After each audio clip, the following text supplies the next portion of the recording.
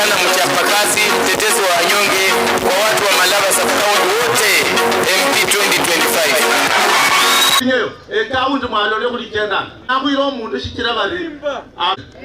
Sikule nyakurero mundu wokutia muiro mundu. Ndwabole bari tia left. Ese nakupa nama kuwa kestima. Pesa fake. Niba mwese ndizenzi mulengera mu fake zibere. Mumanyira muriyo. Manyire ndabantu bali ano bobire bulashini na sapaita kwanza kulia kwaza kakyungusha kalala kushirira ita. Na mimi nataka kuuliza wewe Mheshimiwa Ruto, tulikutafutia kura ukatanganya sisi na sisi tukatanganya hawa wananchi. Ukasema kwamba utasaidia watu wa chini ukipeleka juu. Ukitoa linda mama, unasaidia mama mboga ama unaua mama mboga? Ukitoa linda mama, unasaidia bodaboda ama unaua bodaboda? Ukitoa edu afya, unasaidia bodaboda ama unaua bodaboda?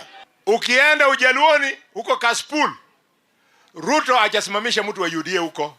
Anaunga mkono mtu wa ODM. Na hapa Kabarasi anasimamisha mtu. Kwa sababu hawaheshimu Waluya. They don't respect us. No president wa Kenya aliyeondoka, Mheshimiwa Uhuru Kenyatta, akiambia Wakikuyu kwamba kuanzia jana uwe Mkikuyu mwenye unapenda Uhuru, uwe Mkikuyu mwenye unapenda Kashagwa, wawe kitu kimoja.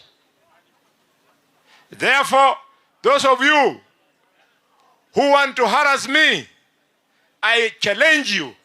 Kama aliyekuwa rais tuliheshimu, ameona maana ya kuweka jamii yao pamoja, ameambia watu wa Kashagwa na Uhuru washikane.